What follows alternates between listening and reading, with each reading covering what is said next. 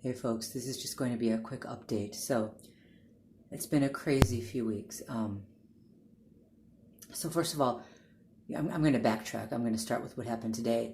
Now, what I did was over the last few weeks, I've taken up my fitness routine slightly, and I've been doing a lot of workouts in the apartment, and I also took up jogging in the apartment. So I'll literally jog back and forth in the apartment, and what I do is I'll kind of, I do arm exercises as well. I'm not a weightlifter, but I do some strength training. And so in order to, sometimes I get aches in my arm. So I'll kind of go like this, or, when I'm running, I'll do like a walk run because I'm not that in shape. So I'll run, then I'll walk, then I'll run, then I'll walk. And I'll kind of move my arms back and forth just to get that movement in there too. Okay. Well, I had to go out today, and I knew because I rarely go out anymore that when I went out, it would be a massive provocation. Okay, and they did what they know works. They wanted me to become violent today, and I didn't. I did not. So I was walking, and this guy passed me, and just as he came up behind me, he kind of coughed a little and cleared his throat, and that was the sign that I'm supposed to look over at him. I did, and he did this. He kind of did the arm thing that I do in the apartment. And I'm thinking, you know what? It's a coincidence. Even though he wasn't wearing, workout clothes, and he clearly wasn't he wasn't working out. He wasn't jogging. He was in I don't remember exactly what he was wearing. I'll have to look at the video again. Yeah, but even still, I'm thinking, okay, it's just a coincidence.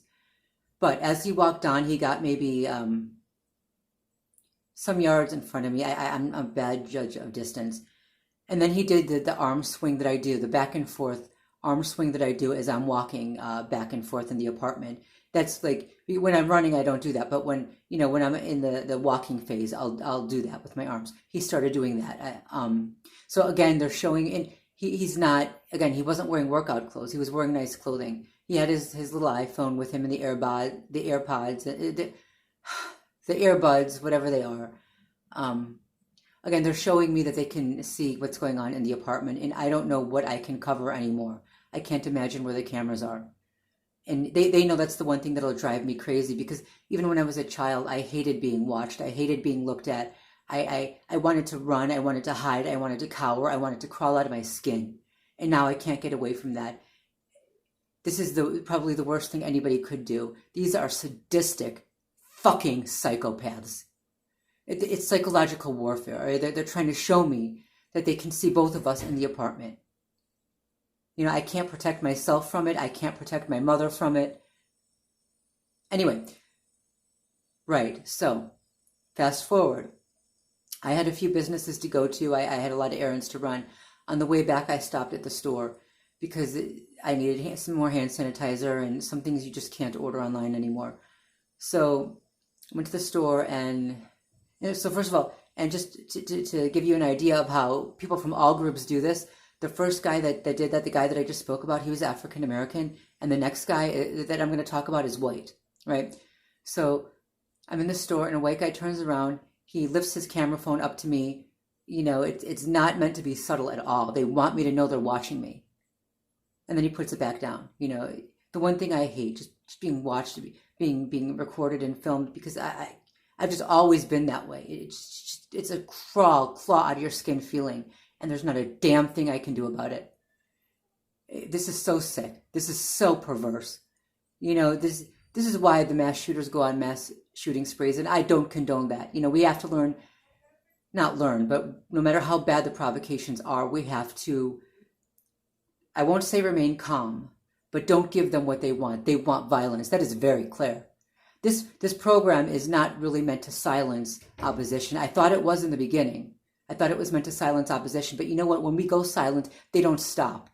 They provoke even more because they want a response. They want a public response. They want a negative response. They want a violent response. Don't give it to them. But we have to do something. I'm not going to, in my little fantasy world, the law is fair and just, and these filthy psychopathic vermin will be locked in cages for the rest of their miserable existence. Because Look at what happened in the past with COINTELPRO, with MK Ultra, with there's that song of East Germany. The filthy perpetrators, they were never held accountable. They went back to their normal lives as their targets continued to suffer. Even when these programs end, the targets are never really going to be okay. In my fantasy world, this not only does the program end, but these filthy perpetrators, they don't get to go back to their normal lives. Backing up. So I was doing laundry a few days ago, and in the laundry room I was talking to this woman, and she seemed nice, but a little suspicious of me, but okay, fine. Then I noticed there's a separation in the laundry room. There's the lounge area, and then there's the area with the washers and dryers. So I was in the lounge area, and she went into the area with the washers and dryers, and she came out, and we were talking again. I went back into the area with the washers and dryers, and I noticed that on one of the dryers there was a piece of spinach that had not been there before, and I didn't put it there. She literally, here's what the reference was to. I've been eating a lot healthier, and I've included a lot of vegetables, and that includes spinach. I've included a lot of spinach in my diet, and I was cooking frozen spinach just because it's cheaper, and you buying vegetables, especially I have to have it delivered. It's not the cheapest thing. So I was cooking frozen spinach, and even though it's supposedly washed, I would wash it first. But I was getting irritated because all these little spinach particles would get in the sink and on the counter and everything, and it was truly irritating me. All right, I even found a piece on my clothing. Okay, fast forward. It wasn't there before. She went in and she left it right on a washer, and it was a washer I was not using. Then but there's another thing too. There's only 4 washers and 4 dryers, right? There are 4 washers and 4 dryers, and when I went in, she had 3 washers, and you're only supposed to take 2 of each. She had 3 washers, and she started explaining to me why she took all 3, and I said, you know what, it's okay, fine. I let it go. I said, don't worry, I'm not going to report you. Okay, but then she took 3 dryers as well. That pissed me off. I didn't say it because we were having a nice conversation, but that pissed me off. Because when she took the 3 washers, nobody was there. Okay, fine. But then I came in, and she knew that I would need dryers, and the one that she left, of course, is the one that doesn't work. Right. So then, she said, and I reminded her that doesn't work, and told her at some point I will be needing at least one washer that works. One dryer that works. Okay. Fast forward. My clothes are almost done washing, and she decides to say that she wants to go down into her apartment or up to her apartment or whatever and get something to eat. And I just look at her like,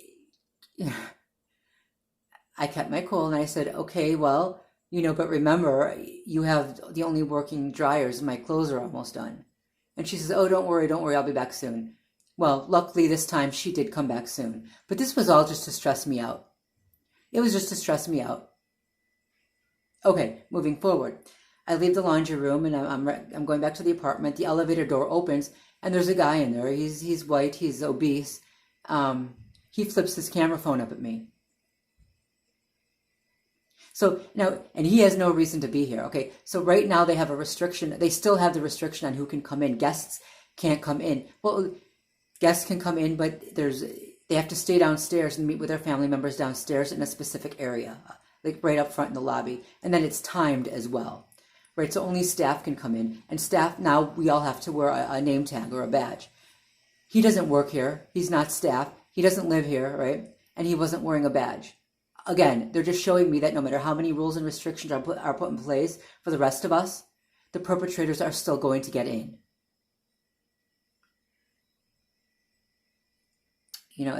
There's so much that happened. I'm afraid I'm going to forget something.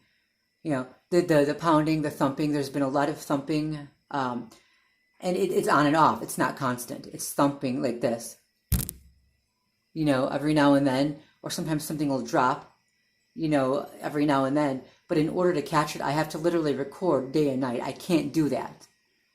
It's so a few days ago I got so angry. They did get me shouting again, and this time I called and reported it again. And it's worthless to do that because nobody does anything. And they know that something is going on upstairs because I asked the manager, one of the managers, or a few, and I told her more than once, I said that I thought that all of the apartments in here were carpeted. So what could possibly be going on up there? Sometimes it sounds like metal hitting concrete, or something, like maybe like a little metal ball dropping and rolling on the concrete. And she avoids the question. Both times she avoided the question. So they know something is going on upstairs. Anyway, I know I'm gonna forget something. I'm tired. If I forget it, I will maybe add it in the description. Anyway, I have a video from today, so I'm gonna see if it came out, if I can connect it to this. I don't know. I might post this tomorrow. We'll see what happens. Peace.